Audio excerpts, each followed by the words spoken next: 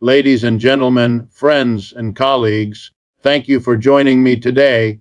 I come before you with an urgent update that reveals not only the failure of a policy, but also the deeper cracks inside the American political and economic system. I'm talking, of course, about Donald Trump's infamous Muslim ban, promoted with great bravado, defended as national security, and sold to millions as a way to protect America. This policy has now failed and failed spectacularly. But before you assume this is just about one policy, one man, or one administration, let me make something clear. The failure of Trump's Muslim ban is not just a political embarrassment. It is a symptom of something far deeper. It is a mirror held up to America, exposing hypocrisy, inequality, and the contradictions at the very core of our system. The Muslim ban promised to protect Americans, but what did it actually deliver? Chaos at airports, families torn apart, students and workers barred from entry, and America's global reputation dragged through the mud. Courts struck it down, human rights groups condemned it, and even U.S. allies distanced themselves. So ask yourself, if this was about safety, why did it fail so quickly? The truth is, it was never truly about safety. It was about fear. It was about creating scapegoats, blaming an entire religion, an entire region of the world, for problems that have their roots right here in the United States: poverty, inequality, endless wars, and political corruption. Now here's the question you should be asking: who really benefited from the Muslim ban? Certainly not ordinary Americans who saw their freedoms eroded. Certainly not the Muslim communities who were vilified and humiliated. The real beneficiaries were the politicians and elites who thrive on division. They distract the public with fear of the other, while they quietly continue enriching corporations, cutting taxes for billionaires, and slashing social programs for working people. This is an old trick: divide and rule. Make working Americans fear immigrants, fear Muslims, fear outsiders, so they won't notice who is really taking their wealth, their jobs, their futures. Friends, the spectacular failure of Trump's Muslim ban is a lesson. It teaches us that fear-based politics may win applause at rallies, but it cannot solve real problems. You cannot ban your way out of economic decline. You cannot build walls high enough to hide from the consequences of endless wars.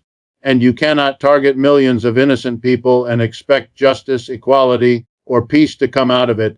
America's problem is not Muslims or immigrants or refugees. America's problem is an economic and political system that serves the wealthy few at the expense of the struggling many. That is the reality we must face. So what do we do now? We stop being distracted by scapegoats. We stop letting fear divide us. We recognize that policies like the Muslim ban are not solutions. They are symptoms of a failing system that refuses to deal with inequality, endless war, and corporate greed. The failure of Trump's Muslim ban should be our wake-up call. If we want real security, it comes not from exclusion, but from inclusion. It comes from building solidarity across communities. It comes from investing in education, healthcare, jobs, and peace. Not from bans, not from walls, not from fear. The world has seen the Muslim ban collapse under its own contradictions. Let us not waste this moment. Let us turn this failure into a lesson, and this lesson into a movement, for a society built not on fear and division, but on justice, equality, and humanity. The collapse of Trump's so-called Muslim ban under the weight of legal challenges and public resistance is one of the clearest examples of how fear-driven policies can unravel when confronted with both the rule of law and the collective voice of ordinary people. From the very moment the executive order was signed, chaos rippled across airports in the United States and around the world. Families were stranded, visas suddenly invalidated, and travelers who had already gone through rigorous vetting processes were stopped mid-journey. It wasn't simply a legal miscalculation. It was a political theater act that failed to withstand the scrutiny of courts, human rights advocates, and the people themselves. Imagine this: in the first days of its implementation, attorneys rushed to airports volunteering their services, sitting cross-legged on the floor with laptops and handwritten notes, trying to reunite families torn apart by the stroke of a pen. Crowds of protesters filled arrival halls, chanting "No ban, no wall," and holding signs that declared solidarity with Muslim communities.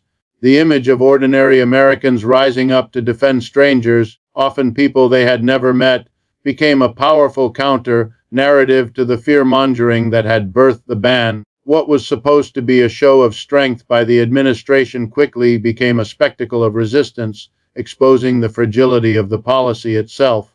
Legally, the ban encountered obstacle after obstacle. Judges across the country questioned its constitutionality, pointing to the fact that it targeted individuals based not on actions, but on their religion and nationality.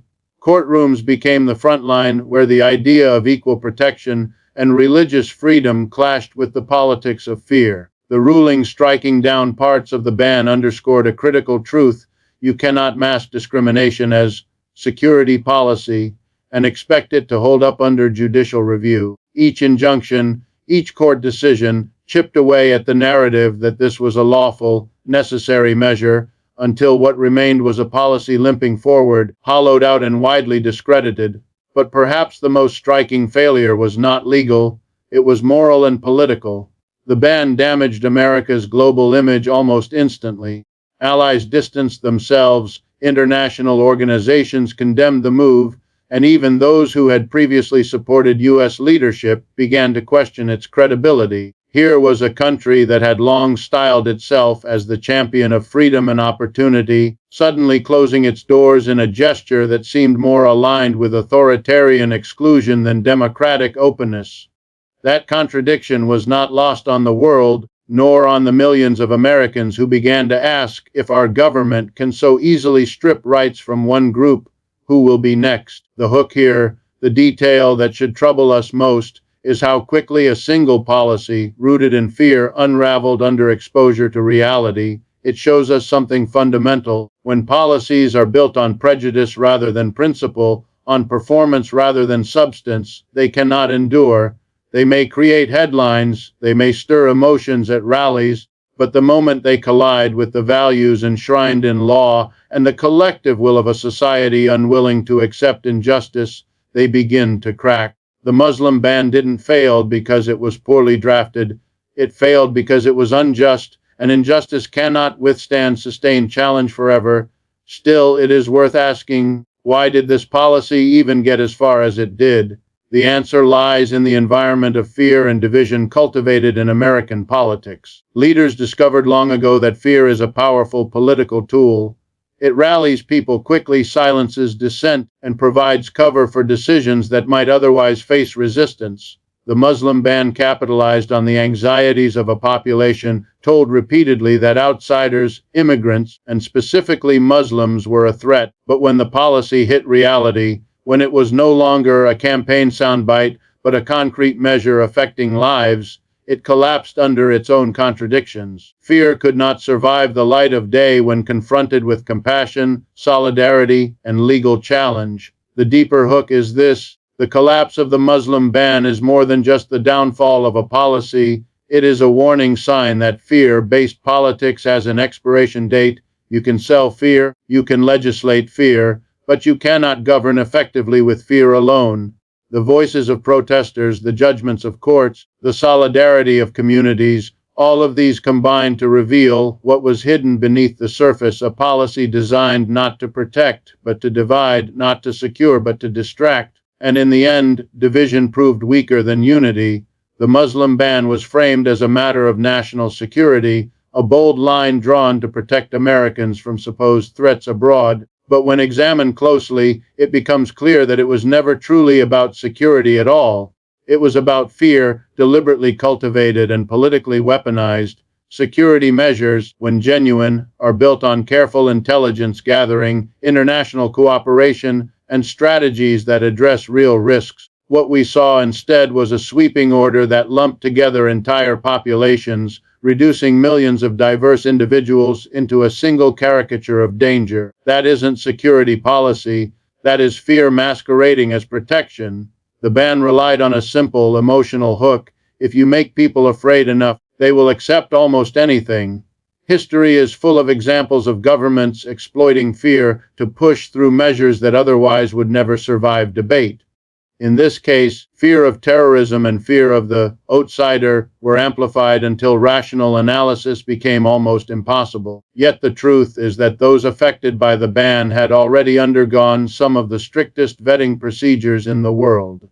The existing process for visas, student permits, and refugee entry was already exhaustive, involving multiple layers of checks by multiple agencies. If security had been the real concern, strengthening those existing systems would have been the logical path forward. Instead, the administration pursued a blanket ban that did little to improve safety, but much to intensify division. The political utility of fear became clear in the way the ban was rolled out. Supporters were told this was about keeping families safe, that it was an emergency response to unseen dangers. But what unseen dangers? No evidence was ever presented that travelers from the targeted countries posed a unique or disproportionate threat. The hook here, the detail worth remembering, is that fear doesn't require evidence. It requires only repetition. Say it often enough, frame it as urgent enough, and people will start to internalize it as truth. Fear bypasses critical thinking. It strikes directly at emotion, but fear has consequences. Once unleashed, it begins reshaping the way people view one another. A Muslim neighbor becomes a suspect. A coworker who wears a headscarf becomes a potential threat. Fear corrodes trust not just between communities but within them. And when trust collapses, societies fracture. That is the real danger of policies built on fear. They don't just fail to solve problems, they create new ones, deeper and more lasting. The Muslim ban, rather than making Americans feel safer, made many feel more insecure, more isolated, and more at odds with one another. The irony is that policies rooted in fear often end up undermining the very security they claim to protect. By alienating Muslim communities, by signaling that they were not fully welcome, the ban risked driving wedges where bridges were most needed. Counterterrorism experts have long argued that building trust with communities is essential to preventing violence. When those communities are vilified, when entire populations are labeled as suspect, that trust evaporates. What is left is resentment, anger, and alienation, hardly the ingredients of a secure society. Here's another hook: fear politics always serves someone, but not the public. While the nation was consumed with debates over the ban, attention was pulled away from economic inequality, healthcare failures, and the steady erosion of workers' rights. Fear became a smokescreen, a way to dominate headlines and steer conversations. And in that distraction, other policies, tax breaks for the wealthy, deregulation for corporations, moved forward with far less resistance. The Muslim ban was not about protecting Americans. It was about protecting political agendas that relied on division to survive. Over time, the hollowness of the fear narrative became obvious. Security experts spoke out against it. Courts demanded evidence that never arrived. The public began to see the contradictions. If security was the issue, why were countries with closer ties to U.S. business interests left untouched? Why did the ban ignore regions with known extremist activity while targeting others with little to no connection? The inconsistency revealed what many suspected from the start: this was not about security, it was about spectacle. The collapse of the Muslim ban, therefore, is not surprising. Fear can drive policy, but it cannot sustain it. When challenged by facts, by courts, and by the lived reality of communities, it begins to unravel. What remains is the lesson that policies born of fear are inherently fragile. They may succeed in rallying a political base for a time, but they cannot deliver stability, justice, or security. They only deepen division, and in the end, division collapses under its own weight. When the Muslim ban was announced, its defenders spoke as if it would bring clarity and control to a chaotic world. Yet what followed was not order but disorder, not clarity but confusion. Airports across the country turned into makeshift protest zones, with travelers detained for hours without explanation, families separated without warning, and airline staff scrambling to interpret shifting rules they barely understood. Instead of presenting a strong, unified America capable of handling global threats, the ban projected an image of dysfunction. The hook here is striking. The very measure that was supposed to project security became a spectacle of chaos, making the United States look weaker, not stronger, on the global stage. Consider the scene at John F. Kennedy Airport in New York just hours after the order was signed. Crowds filled the terminal, chanting in solidarity with those trapped inside. Lawyers armed with hastily printed legal documents rushed from one detained passenger to another, fighting to secure their release. Judges issued late-night rulings as confusion spread, and federal agents received contradictory instructions about whether to enforce the order. It was governance by improvisation, a policy so poorly constructed that it created immediate crisis rather than resolving any. And it raised an uncomfortable but urgent question. If the administration could not even implement its own signature security measure without mass confusion, what did that reveal about its capacity to govern effectively? The chaos was not contained within the borders of the United States. Around the world, families with approved visas were denied boarding, universities suddenly found their international students barred, and companies lost access to workers they had legally hired. The global flow of people, students, tourists, workers, refugees, was disrupted in a matter of hours with ripple effects on businesses, families, and entire communities. For a nation that prided itself on being a hub of opportunity, the image was catastrophic. Instead of a secure America, the world saw a panicked America, one scrambling to enforce a clumsy, fear-driven decree. Here lies another hook. Chaos is not just a temporary inconvenience, it has long-term consequences. When international students reconsider applying to American universities because they fear arbitrary bans, the country loses talent. When skilled workers hesitate to take jobs in the U.S. because they worry about sudden policy reversals, innovation suffers. When families fear being torn apart, trust in American institutions evaporates. The ban was sold as a way to protect the nation, but by creating instability and unpredictability, it undermined the very foundations of economic and social security. Inside the country, the confusion also deepened divisions. Muslim families suddenly had to navigate a landscape where their legal rights felt conditional, subject to the whims of executive orders. Communities that had already faced suspicion and discrimination now found themselves on the front lines of a policy that treated them not as neighbors or citizens, but as potential threats. This was not the clarity of strong governance, it was the chaos of scapegoating. And that chaos did not just target Muslims, it spread fear throughout immigrant communities more broadly. If one group could be singled out and excluded, what protection remained for others? The irony is almost unbearable. Policies are usually justified in the name of law and order, yet this one produced neither. Instead, it ignited legal battles, overwhelmed courts, and generated disorder in the very systems it claimed to defend. Judges had to step in repeatedly, issuing stays and injunctions as the administration revised and reissued versions of the ban, each slightly different, but still riddled with contradictions. It became a running joke in some circles that the policy was less about national security and more about seeing how many times the White House could lose in court. But for the people affected, families torn apart, careers interrupted, lives upended, the consequences were no laughing matter.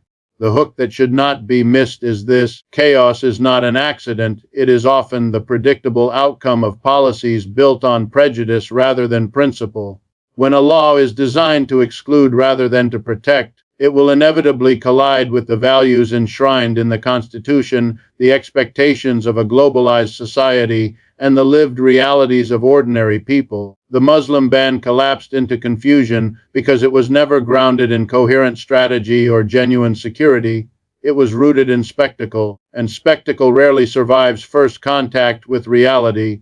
When we examine the role of constitutional checks and balances in the failure of the Muslim ban, we are reminded of a critical truth about American governance: power, no matter how concentrated in one branch, is never absolute. The framers of the Constitution designed a system in which ambition would counteract ambition, in which even the most powerful executive order could be questioned, halted, or dismantled if it violated the principles of justice or the rule of law. The Muslim ban collided headfirst with that system. Far from demonstrating strong leadership, it exposed how fragile, inconsistent, and overreaching an administration can appear when it forgets that the United States is not a monarchy. The hook here is compelling. What was intended to showcase strength instead showcased limits, forcing the president's will to bend before judges, activists, and the collective weight of democratic resistance.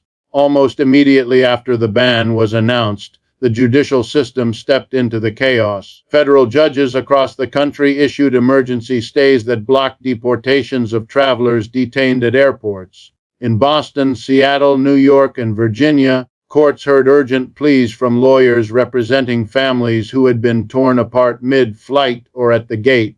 These legal interventions were not minor technicalities, they were direct challenges to the idea that an executive could unilaterally redefine who was welcome in America. And in that moment, the very institutions that had been sidelined and criticized suddenly became the guardians of fairness.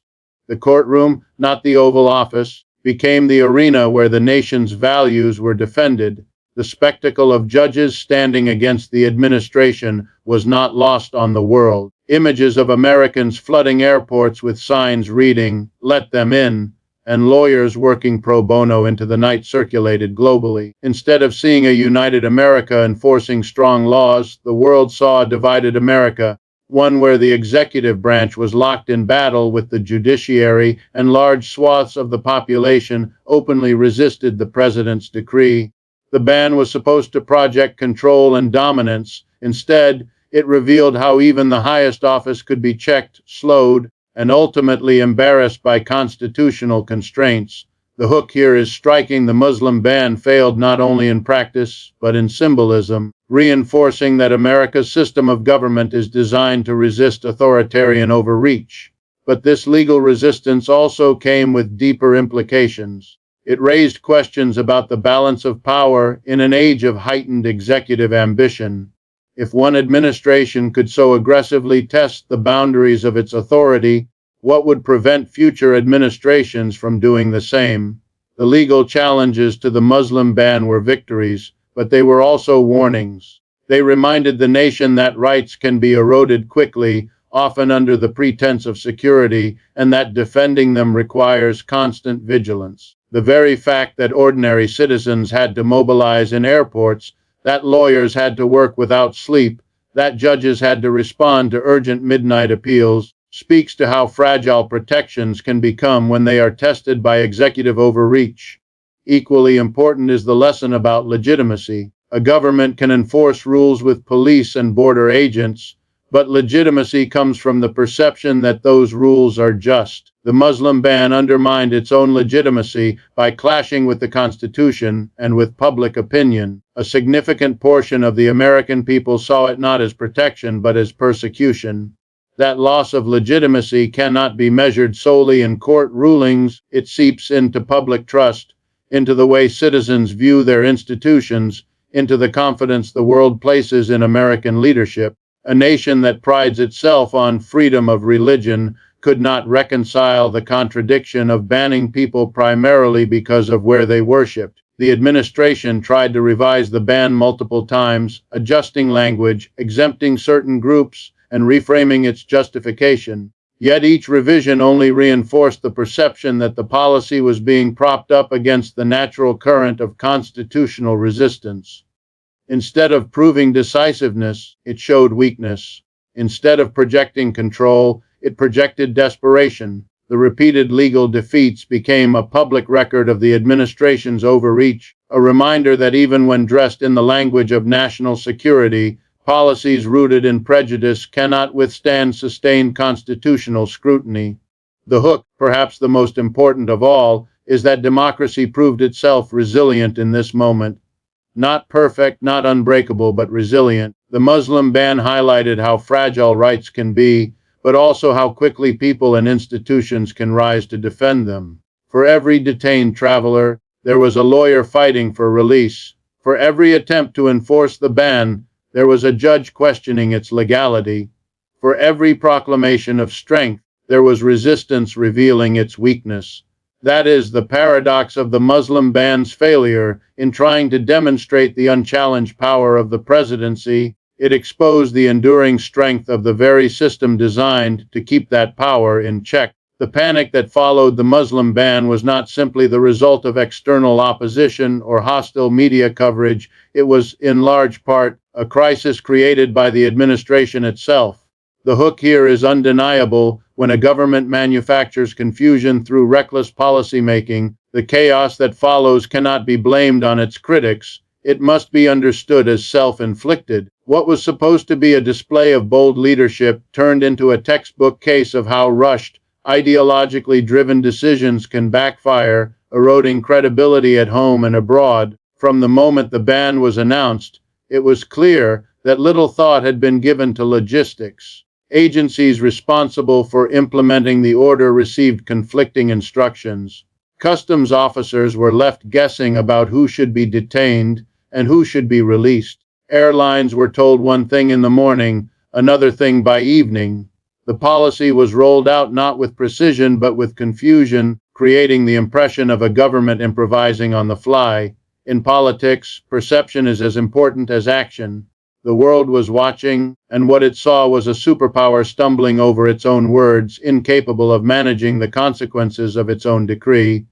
Consider the irony. The administration justified the ban by claiming it was about national security and protecting Americans. Yet the execution of the policy itself undermined security by destabilizing airports, straining law enforcement, and provoking outrage both domestically and internationally. Instead of projecting vigilance, it projected incompetence.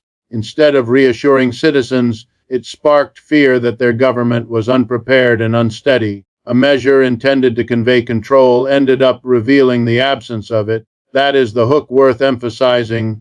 Panic erupted not because of an external threat, but because of the way the government mishandled its own power. The fallout extended far beyond the airports. Businesses suddenly found employees unable to return to the United States. Universities scrambled to figure out whether their students would be allowed back for classes. Families waited in uncertainty, unsure if their loved ones would be turned away at the border. These disruptions were not caused by terrorists or foreign governments. They were the direct consequences of a poorly planned executive action. When a government fails to anticipate the real-world consequences of its policies, it creates crises that no external enemy could have engineered more effectively. The Muslim ban, in that sense, revealed how fragile stability becomes when leaders substitute symbolism for substance. At the political level, the panic also exposed the limits of fear-based governance. The administration assumed that invoking the specter of terrorism would rally support and silence opposition. Instead, it ignited a wave of resistance that drew strength from the chaos itself.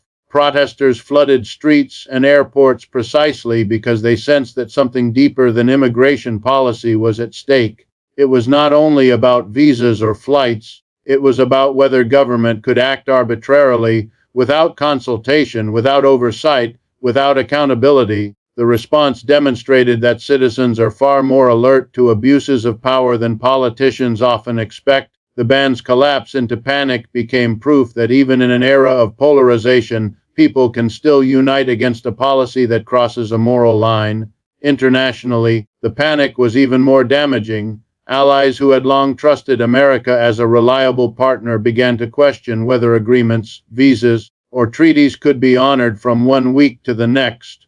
The image of the United States as a stable, predictable leader was replaced with the image of a volatile actor, capable of upending lives and alliances with a single executive order. In diplomacy, credibility is currency, and the Muslim ban spent that currency recklessly. When governments cannot trust the consistency of U.S. policy, they hedge their bets elsewhere, turning to Europe, China, or regional coalitions. Thus, the panic created by the ban weakened America's global standing in ways far more consequential than its architects ever imagined. What ties all of this together is the undeniable fact that the crisis was homegrown. It was not caused by outside enemies testing America's resilience. It was not the result of unforeseen circumstances. It was the predictable outcome of a government that valued optics over strategy, ideology over preparation, spectacle over substance. And the hook is powerful. When leaders manufacture their own crises, they lose the very authority they sought to consolidate. The Muslim ban was meant to demonstrate that the administration was in control, but by creating panic through its own mismanagement, it proved the opposite. It left a lasting impression, not of power, but of weakness. The failure of the Muslim ban ultimately placed the United States at a crossroads, forcing the nation to confront a question far larger than one executive order. What kind of country does America want to be in the 21st century? The hook here is powerful. Moments of political overreach do more than trigger immediate resistance. They expose the deeper contradictions within a society and demand a reckoning with its future direction. The Muslim ban was not simply a policy mistake. It was a mirror held up to the nation, reflecting back the tensions between fear and freedom, exclusion and inclusion, authoritarian impulse and democratic principle. On one path lies the temptation of retreat, of building walls and closing doors, of imagining that security can be purchased by shutting out entire groups of people. This path relies on fear as its foundation. It imagines that diversity is a threat rather than a strength, that progress can be halted by executive fiat, and that power can be exercised without accountability. The Muslim ban was the clearest expression of this instinct, and its collapse revealed just how unstable and unsustainable such a path is. Policies rooted in exclusion inevitably clash with constitutional values, provoke backlash, and undermine credibility. The hook here is unavoidable fear. Driven governance may win headlines in the short term, but it cannot hold a nation together in the long run. On the other path lies the possibility of reaffirming America's long-professed ideals. If the protests, legal challenges, and international criticism demonstrated anything, it is that there is still enormous energy within civil society to defend pluralism, justice, and fairness. The resistance to the ban was spontaneous but also deeply principled, emerging from people's conviction that America should not be defined by who it keeps out, but by the opportunities it creates for those who come in. Universities spoke out not just because their students were affected, but because they recognized that intellectual and cultural exchange is essential to progress. Businesses resisted not only for economic reasons, but because they understood that innovation thrives in open systems, not closed ones. Communities rallied because they saw neighbors under attack and refused to stay silent. The hook is clear: the Muslim ban may have failed, but in failing, it reawakened a sense of solidarity that points to a different future. This crossroads is not abstract, it is practical and immediate. The world is changing rapidly, with multipolar power centers emerging, global migration accelerating, and technology reshaping how nations interact. At such a moment, the United States cannot afford to project instability. A country that stumbles over its own policies loses credibility in negotiating international agreements, in leading coalitions, in setting global norms. If America chooses the path of exclusion, it risks isolating itself at the very moment when cooperation is most necessary. But if it chooses inclusion, it has the chance to redefine leadership in a way that is both principled and pragmatic. The Muslim ban showed how damaging the wrong choice can be. The question now is whether the nation will learn from that damage or repeat it. At the same time, this crossroads extends beyond foreign policy into the fabric of domestic life. For millions of Muslim Americans, the ban was not a distant geopolitical maneuver, but a personal assault, a reminder that their belonging could be questioned at any moment. The backlash against the ban demonstrated that many Americans rejected this vision of conditional citizenship. Yet the scars remain, and the work of building trust must continue. How the country treats its minorities, immigrants, and marginalized communities will determine whether it is capable of sustaining a healthy democracy. The hook here resonates deeply. A nation that weaponizes fear against its own people ultimately weakens itself more than any external enemy ever could. What makes this crossroads moment especially important is that the stakes are not confined to one administration or one law. They speak to the larger trajectory of American politics. Will future leaders see the failure of the Muslim ban as a warning against authoritarian overreach, or will they try to revive similar policies under new guises? Will citizens remain vigilant, ready to protest and resist, or will fatigue and polarization dull their response? The answer to these questions will shape the nation's character for decades to come. The ban was struck down in the courts and challenged in the streets, but its legacy endures as a test of whether democracy can defend itself against fear. And so the hook that lingers is this: the Muslim ban was not simply a story of failure, but of choice. It illuminated both the dangers of reactionary politics and the strength of democratic resistance. It left America standing at a crossroads, its people and institutions confronted with a decision about which values will guide the future. The ban failed spectacularly, but the struggle it revealed is far from over.